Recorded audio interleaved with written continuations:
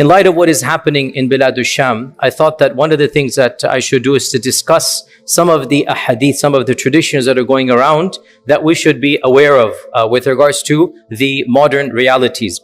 That is because when it comes to the signs of the Day of Judgment, Bilad Sham, or this area of Syria, it plays a very vital role.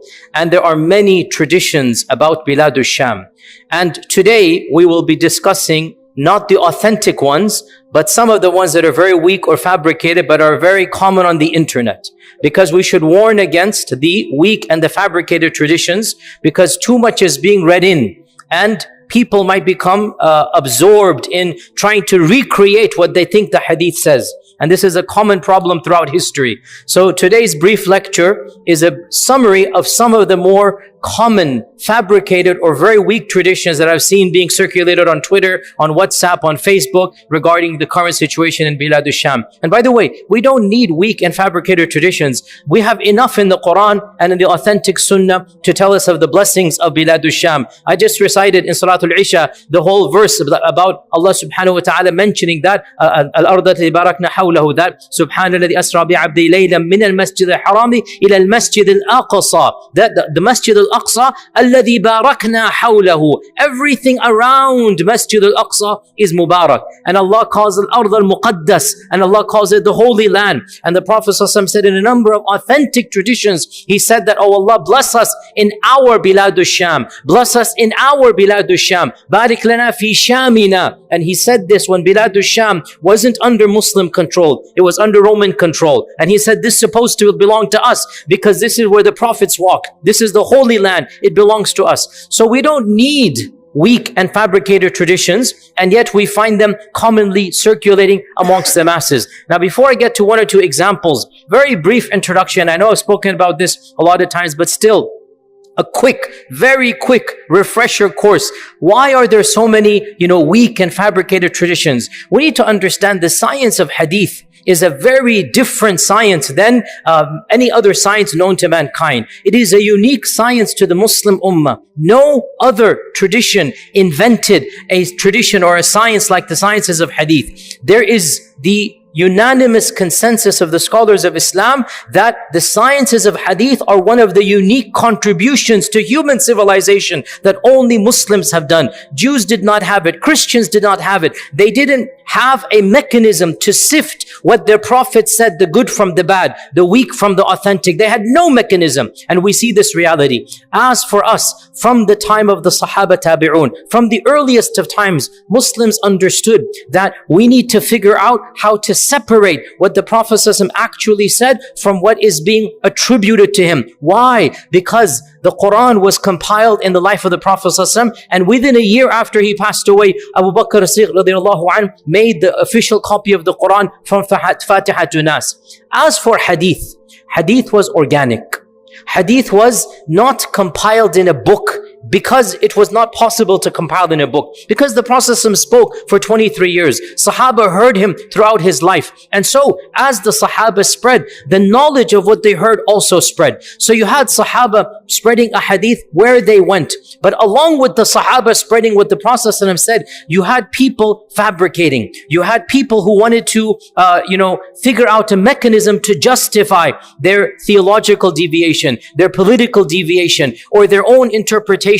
And they made up statements attributing it to the Prophet sallallahu alaihi wasallam. Along with this, you had another factor, and that is the normal reality of faulty memory. Can you imagine a simple example? If all of your family came together and began recollecting memories of your great-grandparents, let's say the legends that came down, right? For sure, all of your, cousins, second cousins would have some stories exactly the same.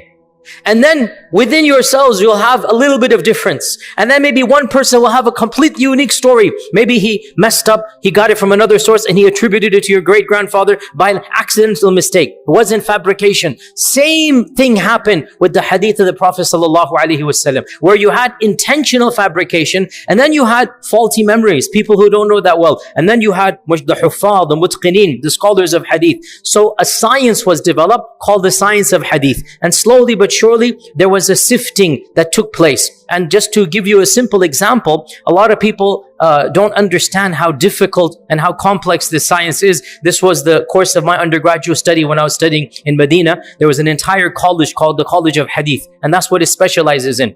Over 650 original books exist about Hadith. Not 650.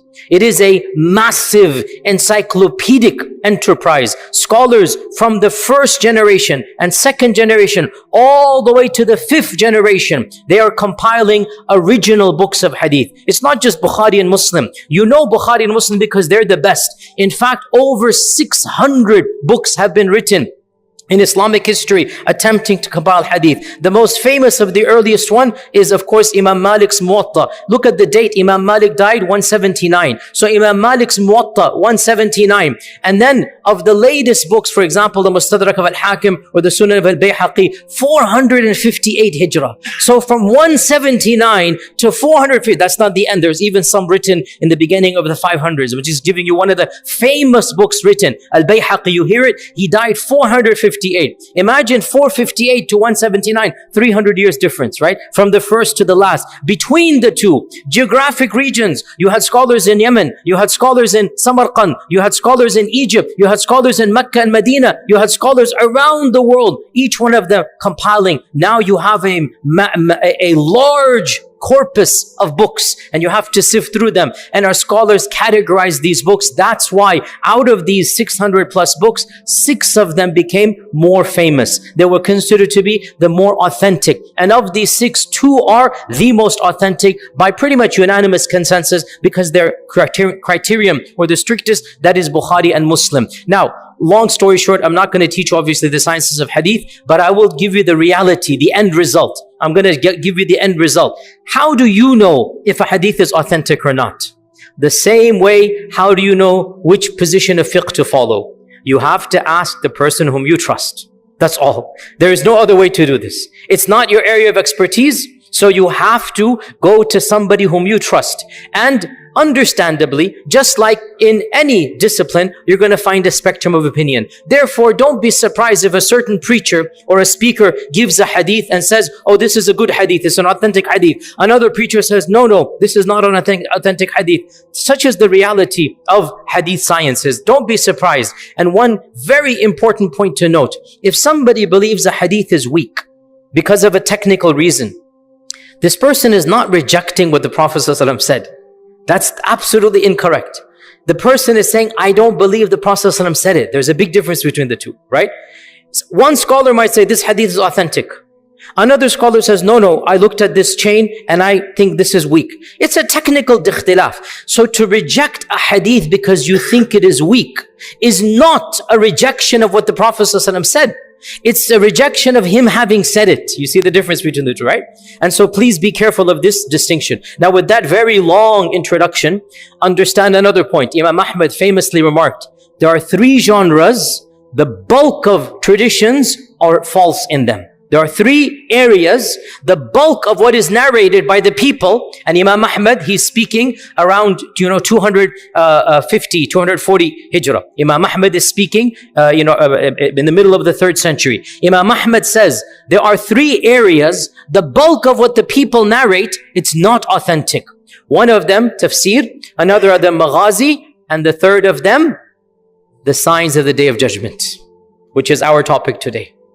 Imam Ahmad himself said, most of what the people say about what's going to happen and this is going to happen, this is not authentic. He realizes because this is where imagination, comes in. This is where people want to speak a lot about. So we have to be very careful when it comes to these types of traditions. Now, as I said, today I want to mention 1 or 2 very infamous, weak or very weak narrations about what is happening Bilad Sham. The first of them, and again, because there are many authentic, and I mentioned some of them, and there's another khutbah I gave a few years ago, the blessings of Syria. When the revolution happened, I gave a khutbah about the blessings of Syria. I mentioned many of the authentic traditions. Today, I want to mention 1 or 2 of the most infamous, inauthentic ones that I see circulating. So the first of them I want to mention is the infamous narration that is reported in a number of traditions. Now again, pause here.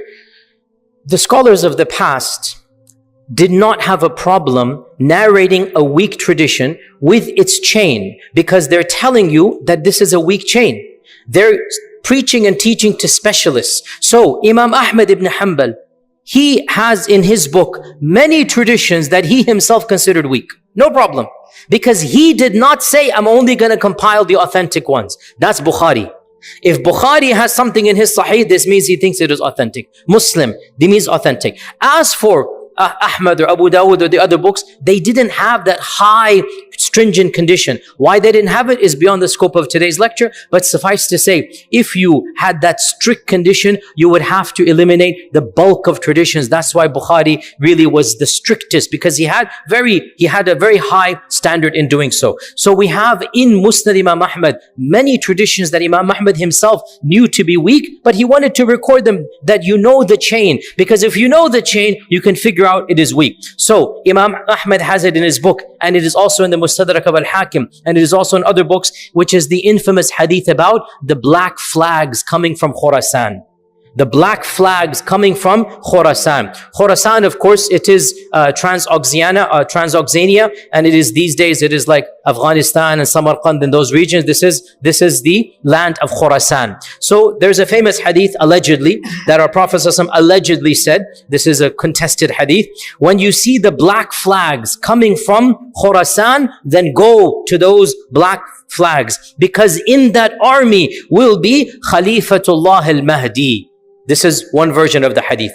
When you see the black flags coming, then go to that army and support them, because within them will be Khalifatullah al-Mahdi. And in Ibn Majah, a similar version, but a longer version, that allegedly a hadith goes that there shall be a civil war in which 3 armies will fight over a treasure. All of them are the sons of a Khalifa. They're all princes. And then none of them is going to be successful. And then a black flag will come with an army from Khurasan, and they will kill everybody like nobody else has been killed. Then when you see them, then go towards them, even if you have to crawl on ice, and give your allegiance to that army, because in that army is Khalifatullah al-Mahdi. End hadith. Now, this hadith is the famous hadith of the black flags, right? And throughout Islamic history, it has always been invoked that there's going to be an army of black flags, and that army was going to be the righteous army, and it will have the Mahdi within it. By the way, even a few years ago, when Afghanistan happened and, the group came over there, they also have the black flag, and Afghanistan is Khurasan. It is the same land over there. And so this hadith also became popular over there, and now we have it again being resurrected. But in fact, this hadith, according to many scholars, and this is my humble interpretation as well, their opinion as well, this hadith is actually not authentic at all. And it has been considered weak by many scholars, including Imam Ahmad, including in our times Dr. Hatim al-Auni, and the great Syrian scholar Sheikh Salahuddin al-Idlibi, and other scholars have written treatises in which they have made this hadith weak. Now, I don't want to get into technicalities, but understand one thing. When the Abbasids revolted against the Umayyads, the Abbasids, when did they revolt? Which year did they revolt? Who knows the year in Hijrah? Quick quiz. When did the Abbasids revolt against the Umayyads? Quick quiz. Close, very close. So, within the 2nd century, so the middle part of the 2nd century, meaning from 147 to 151 in this era. This is 100 years before Bukhari, by the way, right? This is 100 years before Bukhari, 70 years before Imam Ahmad ibn Hanbal. So the Abbasids revolted against the Umayyads, right? Around 149 Hijrah was when it really began. The main person who led the revolts was from Khurasan. And his name is Abu Muslim al-Khurasani. And the banner that he used was black. You see where this is heading? So a lot of scholars have pointed out that these genres of traditions seem to support the Abbasid revolt against the Umayyads. And that's why these versions of the hadith, none of them are found in Bukhari and Muslim. None of them are in the most authentic books. We find them in the tertiary collections, and some of them might have slightly weak, and so later scholars say, oh, this is slightly weak, this is slightly weak, this is slightly weak. Put together, it becomes Hasan. This is the opinion of some of our scholars. We respect that.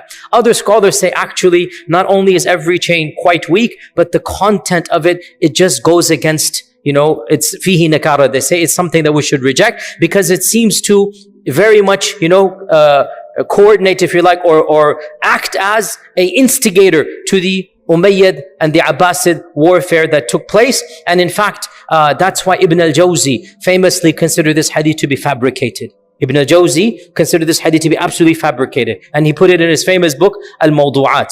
And this notion of the Abbasids using this, by the way, it was actually so common in their time. They were the ones using this hadith as well, that in fact, Al-Mansur, who is the real founder of the Abbasid dynasty, he's the one who founded the city of Baghdad. Al-Mansur named his son Abdullah al-Mahdi. He named his son al-Mahdi Abdullah, and his name is, his name is Muhammad, and his name is Muhammad. His name was Abdullah. Mansur's name is Abdullah. So his son was al-Mahdi Muhammad ibn Abdullah. And al-Mahdi became the Khalifa after his father, because the father quite literally wanted this hadith to apply to his son. Quite literally. He named his son al-Mahdi, and he named his son Abdullah, and his name was, he named his son Muhammad, and his own name was Abdullah. So Muhammad ibn Abdullah, because another hadith says, the Mahdi will be called after me. The Mahdi will call after me. So the Khalifa al-Mansur quite literally wanted to enact a Hollywood script from these hadith. And he named his own son al-Mahdi, because he was hoping that his son would be the actual Mahdi that Allah sent. And al-Mahdi, by the way, is the father of Harun al-Rashid. Harun al-Rashid is the father, al-Mahdi is the father of Harun al-Rashid. And if you read al-Mahdi's biography, I don't want to say too much, but clearly he was not the Mahdi. Let's leave it at that, okay? So this is the reality, by the way, of politics and siyasa, right? So in reality, this hadith is very fishy. It doesn't make any sense. And every few generations, an army wants to implement by using black flags. An army, literally, because the hadith mentions black flags, they want to imitate it. And they want to find legitimacy. And so they use black flags, so much so that in our times, black flags themselves have become infamous. We don't want to use black flags because of all the chaos caused. But why was it caused? Because the first flag of the Abbasids was a black flag. They would use that against the Umayyads. And ever since then, and because of this hadith, every subsequent generation. So in the analysis of many scholars of hadith, including yours truly, I'm a student of knowledge, but I strongly say this hadith is not authentic. It's not in the most authentic narrations, and every chain is very weak, and the content does not make any sense at all. Another hadith we'll mention, and then shall call it a day. And this one I'm seeing, literally I saw at least 10 accounts mentioning it all over social media. It is called the famous hadith of the Sufyani. The hadith of the Sufyani hadith. And this hadith is not even found in the Kutub al-Sitta. It's actually found in the very tertiary books. As I said, there's 600 plus books of original hadith written. One of the most obscure ones, which is full of very weak and fabricated narrations about the Day of Judgment. It is called Kitab al-Fitan of Nu'aym ibn Hammad. Kitab al-Fitan. It's a 2-volume book, and it's all about the signs of the Day of Judgment. And it is well known to be full of extremely shady, very apocryphal, very dubious hadith, which just too vivid, too much detail. It's not a source book at all, but of course it exists.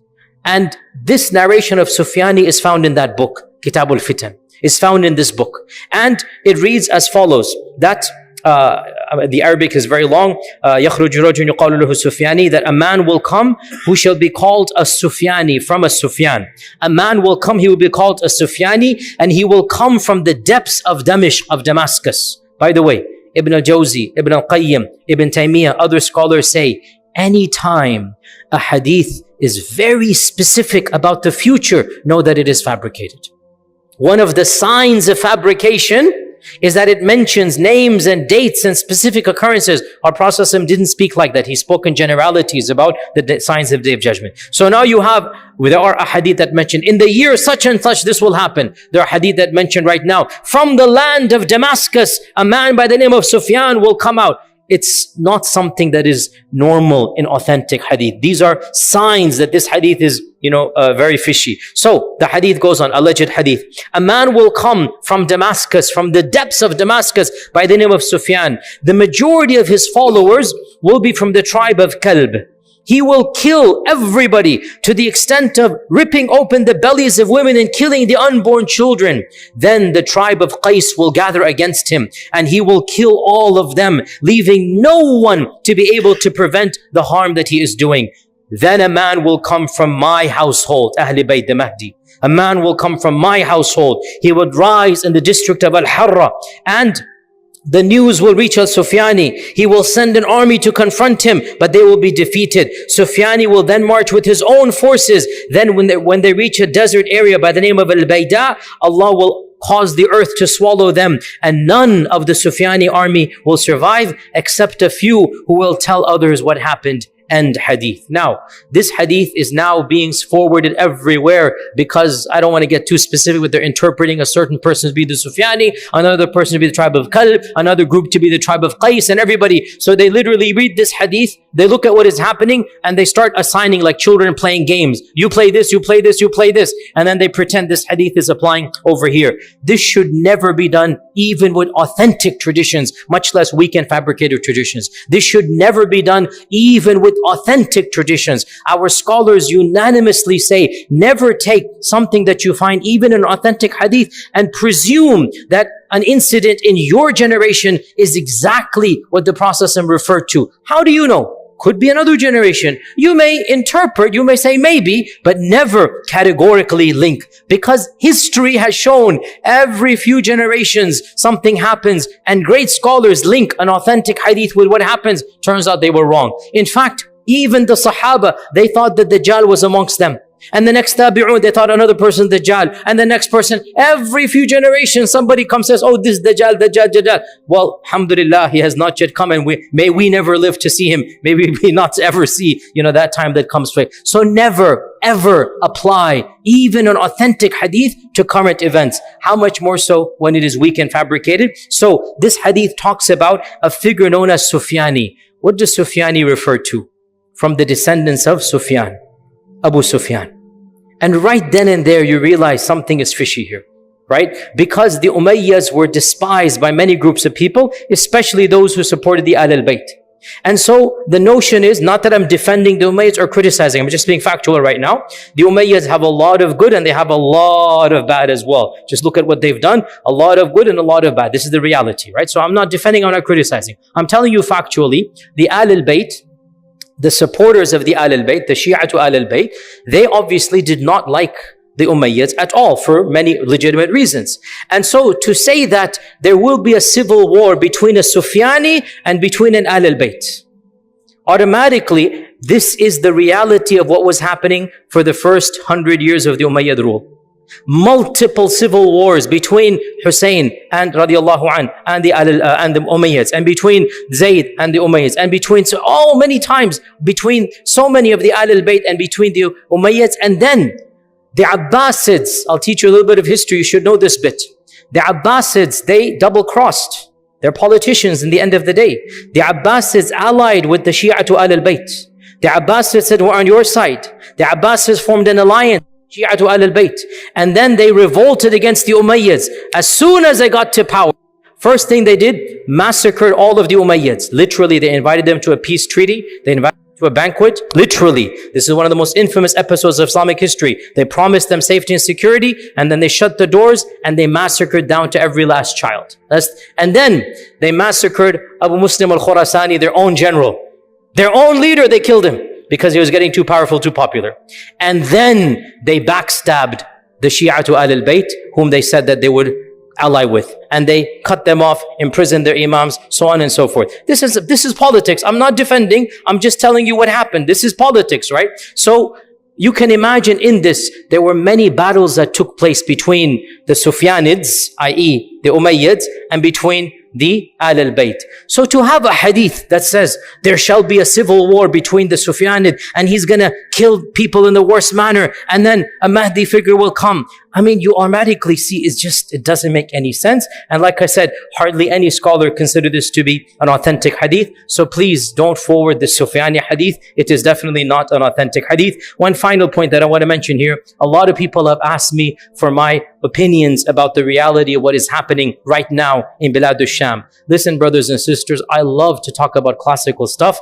I love Islamic history. I love Aqidah. I love Seerah. I try my best to not get involved in political analysis because I firmly believe it's not the job of scholars to do so. And when we do so, detailed political analysis of current events, I think our mistakes probably are more than what is correct. And this is something I'm not saying. Ibn Khaldun very famously remarked this. Ibn Khaldun, go read his Muqaddimah. He has a chapter. Go check this out. Chapter number 42. The chapter heading is called, "The majority of ulama are the furthest people from politics." This is the chapter heading.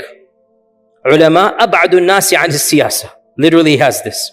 He is making a remark here. The least qualified people to run political affairs. And I'm speaking as somebody who is inshallah part of the scholarly tradition. I've studied in that tradition. I love that tradition.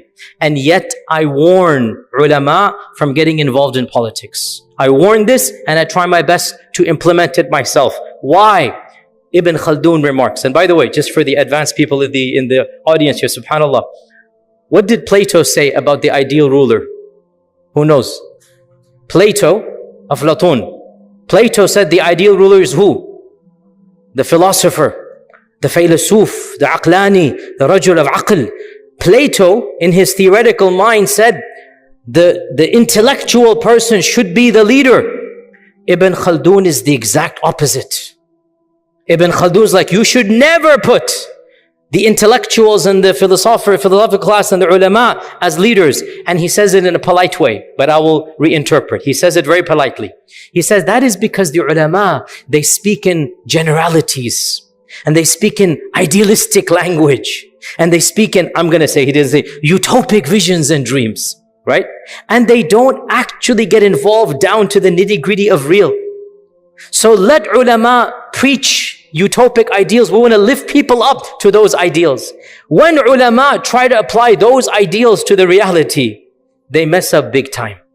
And we see this anytime a group of clerics think they will run the country. Look around you, what happens? They are disconnected from reality. And I say this with love and respect. I know my critics go berserk over this, but I can't change facts. Go look around you. Look around you. Wherever modern scholarship has taken over a country, look at what it has done. The very people start to, astaghfirullah, hate Islam, a'udhu billah. Because scholars don't understand. People are not qualified to be all the way up there. You have to start at the bottom. And that's why Ibn Khaldun points this out, that look, scholars are great for khutbahs and durus. Scholars are great to inspire, but scholars are not qualified to actually rule over. And that's why, look at Islamic history.